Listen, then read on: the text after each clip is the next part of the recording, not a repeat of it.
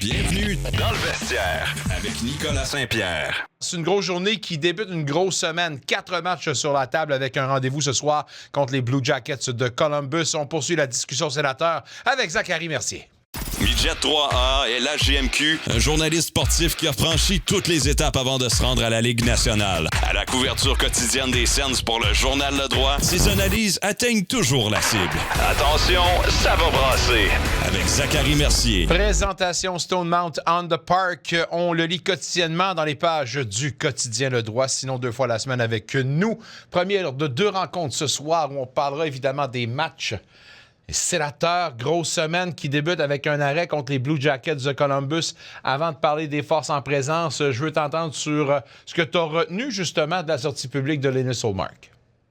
Ben écoute, c'est sûr qu'on n'a pas eu, en tout cas, j'ai pas eu la chance d'écouter l'entrevue au complet. Je sais que ça va être diffusé ce soir pendant le match des Sénateurs, mais de ce qu'on a entendu, ça semble être quelqu'un justement qui a passé à travers certaines épreuves, a quand même dit le fond de sa pensée. C'est quelqu'un d'honnête relativement. Je sais que tu l'as vu toi aussi dans le vestiaire des Sénateurs, Linus Ullmark, qui n'est pas le genre de gars qui va mettre bien du crémage. C'est quand même quelqu'un qui est assez direct. Donc, quand ça ne fait pas son affaire, il le dit. A quand même livré un beau témoignage quand même. Mais c'est certain que j'ai bien hâte de voir tout le contenu de cette entrevue-là parce que, sincèrement, ça n'a pas dû être une situation facile pour lui, évidemment, mais quand même, écoute, c'est, comme j'ai dit, c'est un témoignage quand même assez intéressant là, qui nous a livré Linus Ullmark. Et en souhaitant qu'il puisse se retrouver la santé mentale le plus rapidement possible, parce que pendant qu'on l'attend, il y a en ce moment un gars qui sera devant le filet qui s'appelle James Reimer. Hunter Shepard a été rappelé de Belleville. Marylainen, lui, s'en va se refaire une petite santé physique, morale et tout ce que vous voulez avec Belleville. Bon, le tandem maintenant, James Reimer. Est-ce que tu as aimé quand même son premier rendez-vous avec l'action depuis plus d'1 an? J'ai pas détesté ce que j'ai vu, moi, à Détroit, là. Même chose, écoute, est-ce qu'il a été extraordinaire? Non, il était correct, ça a été une bonne performance. Puis, sincèrement, du côté des Sénateurs, c'est tout ce qu'on a besoin. Là, parce qu'écoute, en tout cas, c'est mieux que beaucoup de performances des Sénateurs. Cette année, on va se le dire, c'est la position de gardien de but qui est la plus névralgique. Puis, depuis le début de la saison, écoute, c'est ce qui coûte des victoires, c'est ce qui coûte des points au classement, les gardiens de but depuis le début de l'année. Donc, c'est justement si on a un gardien qui est capable d'être correct, de faire le travail, sans nécessairement voler des matchs, mais capable de faire les arrêts qu'il a besoin de faire, les Sénateurs vont déjà prendre un pas vers l'avant. C'est-tu une équipe plus nerveuse ou moins nerveuse que le match de jeudi qui se présente contre Columbus? Où je veux en venir dans tout ça, c'est qu'on sentait qu'après la rencontre de samedi contre le Canadien, les commentaires de Sanderson, pour moi, voulaient dire bien des choses, dont aussi un certain haut le cœur au niveau de la patience, puis envoie donc, mais également, je ne sais pas, un peu de désespoir. Or, en se présentant avec un nouveau gardien qui a beaucoup d'expérience et après avoir vu ce qu'on a vu dimanche, est-ce qu'il est d'accord peut-être pour dire que le vestiaire est un petit peu plus confiant d'entreprendre un match comme ça ce soir? Ben oui, effectivement, c'est sûr que après tout ça, après qu'on ait réussi à effacer ce revers-là face aux Canadiens, puis écoute, on le méritait ce match-là. Là. Évidemment que les Sénateurs le méritaient cette victoire-là. On n'a pas été capable de concrétiser un peu en fin de rencontre. On n'a pas été capable de protéger cette avance-là. On n'a pas aidé, évidemment, Levi Marylainen. Levi Marylainen n'a pas aidé les Sénateurs non plus. Mais je pense qu'on essuie ça un peu, puis on doit s'attendre à une réponse. Là, après ce genre de performance-là, oui, on a joué du bon hockey, mais on doit aller chercher des victoires. Puis encore une fois, c'est face à une équipe de l'association de l'Est. Le classement est tellement serré, on se doit d'aller chercher cette victoire-là. Mais évidemment qu'il va y avoir certains sentiments de revanche, de vouloir rebondir. Mais je pense qu'on a quand même vu des belles choses. Donc peut-être qu'on est capable de respirer, de prendre un peu notre pouls. Après le match, comme tu l'as dit, il y a eu des commentaires qui ont été sur le coup de l'émotion. Mais là, présentement, on a dû se dire les choses dans le blanc des yeux cette semaine en entraînement. En tout cas, tout le moins durant les derniers jours. Puis là, présentement, on est prêt justement à amorcer une grosse semaine face aux Blue Jackets parce que le mois de janvier, d'ici la pause olympique, il n'y a pas beaucoup de break. Puis écoute, ça va gauler, puis ça prend des victoires, ça prend des points au classement pour les Sénateurs parce que, écoute, on ne doit pas laisser le peloton filer. Là. On doit suivre la parade. Zach, je veux pas te faire dire des affaires que tu n'aimerais pas dire. Mais je veux m'arrêter quand même sur le dossier de Levi Marylainen. Hors d'onde, je parlais avec Michael Lafleur, puis il dit voyons, t'as dit il n'y a pas longtemps qu'il faisait partie de l'avenir, puis tu le voyais comme partant dans 2-3 ans. Mais c'est justement pour ça que j'aime mieux le voir à Belleville en ce moment pour se garder dans la meilleure disposition mentale que s'amener ici, puis de le voir brûler. Est-ce qu'on a peut-être trop brûlé des étapes dans le cas de Merrillainen. Est-ce qu'on doit quand même porter une portion du blâme au niveau de la direction pour la gestion de ce dossier-là? Je n'irais pas vrai à dire qu'on l'a brûlé, puis qu'on l'a brûlé des étapes. Je pense qu'il est encore trop tôt pour ça. L'an dernier, il avait montré des très bons signes, il avait démontré une certaine constance l'an dernier dans la façon dont il s'était présenté la saison dernière lors de son rappel. Mais cette année, il n'a pas été capable de répéter un peu cette constance-là. Puis c'est difficile pour un jeune gardien de but quand même de s'établir un peu comme ça. Je pense que la responsabilité du côté des Sénateurs, c'est de ne pas avoir eu de filet de protection. Ou est-ce que c'était lui ou rien? On n'avait pratiquement rien derrière lui. On a un Hunter Shepard qui, écoute, vraiment là, une bouée de sauvetage, mais d'urgence.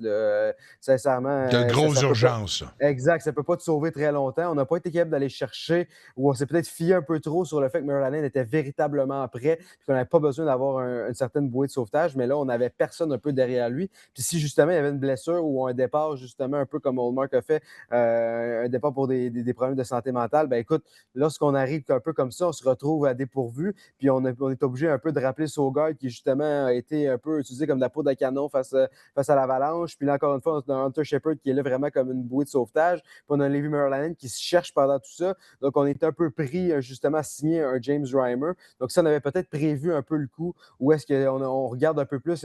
C'est facile la comparaison, on dirait, du côté du Canadien de Montréal parce qu'ils ont vécu un peu les mêmes choses au cours des dernières semaines. Mais eux avaient peut-être une certaine profondeur un peu plus. On avait peut-être un espoir de plus, évidemment. Là. Mais juste, on a quand même réussi à trouver des solutions. Donc, je pense qu'il faut s'assurer d'avoir une certaine solution devant le filet. Puis du côté des Sénateurs, ben, on n'en a pas eu. Puis présentement, on en paye le prix. Puis peut-être qu'au bilan de fin de saison, on va se dire que les gardiens de but, puis écoute, cette gestion-là, un peu de la façon qu'on a géré ce dossier-là, nous a coûté potentiellement une place en séries éliminatoires. Ouais, je me dis que l'urgence d'avoir un gardien qui va faire le travail est primordiale pour cette semaine, une autre semaine de 4 rencontres. Puis pourquoi je m'arrête là-dessus? Parce que bien que la structure, elle est prouvée, les chiffres sont là, l'équipe s'est nettement améliorée en se conscientisant, en ayant une plus belle structure défensive. Puis ça, on va donner le crédit non seulement aux joueurs qui appliquent ce système-là, mais également à l'entraîneur. Mais là, si je me tourne vers les hommes masqués, où ça n'a pas marché avec Merrillanen et où, encore une fois, ça ne tient qu'à un fil avec James Reimer. Comment c'est important d'avoir un James Reimer au sommet de son art? Parce que pour moi, au moment où on se parle, là, je dis que Reimer va avoir les 4 départs cette semaine. Or, Vegas dimanche, comme j'en parlais avec tantôt Julian McKenzie. Samedi, tu affrontes la Caroline, qui est la meilleure offensive de l'Est. Puis tu affrontes ce soir et jeudi 2 clubs qui ont marqué une moyenne de 4 buts par rencontre à leurs 4 derniers. C'est primordial qu'il faut que ça tienne. Du moins juste pour une façon... juste la note de passage à Reimer, et au moins on se donne la meilleure des chances. Exactement, parce que sincèrement, cette année, il y a eu plusieurs fois où la performance des gardiens des Sénateurs n'a pas obtenu la note de passage, puis c'est ce qui a coûté des points, des précieux points aux Sénateurs. Donc, si on est capable d'avoir un James Reimer qui donne une chance à son équipe de l'emporter, comme j'ai dit, pas nécessairement besoin de voler des matchs, doit simplement donner une chance de l'emporter, je pense qu'on va déjà prendre un grand pas vers l'avant. Là. Mais à combien tu évaluerais les chances, effectivement, de ce scénario-là, de voir Reimer pour les 4 matchs cette semaine? Là? Ben, si Hallmark ne revient pas au jeu, pour moi, James Reimer devient la seule et unique option pratiquement du côté des Sénateurs. Donc, on n'a pas le choix un peu de lui donner. Est-ce qu'on va vraiment vouloir donner un départ à Shepard? J'en doute. No way. À moins d'être vraiment une débandade. Là. Si justement, c'est un match, peut-être lors des 2 premiers matchs, là, c'est complètement désastreux. Ben là, peut-être qu'on va lui tenter de lui donner une chance. Mais écoute, à moins, comme j'ai dit, d'une performance désastreuse, moi, je pense que si Linus Hallmark n'est pas de retour, James Reimer devient un peu la seule option pour les Sénateurs présentement. Là, à tout de moins, l'option la plus viable. Optimus Rhyme, comme on dit. J'espère qu'il va s'habiller en Optimus Rhyme ce soir. Ça va prendre ça. Mathilde Palot ronge son frein, on va le dire comme ça. Est-ce que tu donnes raison à Travis Green de garder l'alignement comme il est, puis la composition de tes duos à la ligne bleue, ou tu aimerais voir peut-être quelques changements? Écoute, c'est dur un peu de le blâmer dans le sens où les Sénateurs jouent du très bon hockey. Oui. Les performances un peu des gardiens de but, on dirait que c'est vraiment ça qui fait mal parce que ça altère le résultat, ça change la donne complètement. Mais lorsqu'on regarde un peu les façons que la défensive se comporte, puis les compositions des duos et des trios, font du bon travail, les Sénateurs d'Ottawa. Donc, pour moi, c'est dommage un peu pour Martin Palo parce que c'est tellement une belle histoire. Puis c'est un gars qui, justement, qui est capable d'apporter d'autres choses, qui est un peu l'opposé d'un Jordan Spence, d'un Nick Jensen ou à tout le moins qui apporte différents trucs. Mais écoute, tu te retrouves un peu pris entre deux chaises où est-ce que tout le monde est en santé présentement. C'est une police d'assurance de luxe quand même. Là. C'est un défenseur qui a prouvé qu'il était capable de jouer dans la Ligue nationale de hockey. Il y a plusieurs formations présentement qui le prendraient sur un top 6 assurément. Mais présentement, il se retrouve un peu comme 7e. Donc, doit être patient, mais je pense que jusqu'à temps qu'on voit peut-être des signes qui nous laissent croire qu'on a des carences à la défensive, bien, je pense que présentement, on va garder une certaine formule gagnante, si je peux appeler ça comme ça. C'est une formule qui fonctionne au niveau du processus. Puis on va voir justement, peut-être que dans ce voyage-là, où est-ce qu'on va avoir plusieurs matchs rapprochés, plusieurs matchs en peu de jours, on pourrait voir un Martin Palo être inséré, tout dépendant des résultats. Là.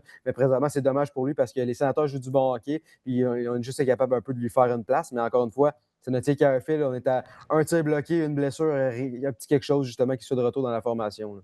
Nous autres aussi, on a une formule gagnante à l'émission. Notre show est prouvé, puis on nous dit tout le temps tout thumbs up. Mais une des grosses raisons pourquoi on a une formule gagnante, c'est parce que tu fais partie de cette formule-là. Alors, Zach Mercier, merci de faire partie, évidemment, de cette formule. Merci de ta participation. Toujours un plaisir. Bon match ce soir et on se dit à jeudi. Un retour sportif 100% local dans le vestiaire avec Nicolas Saint-Pierre.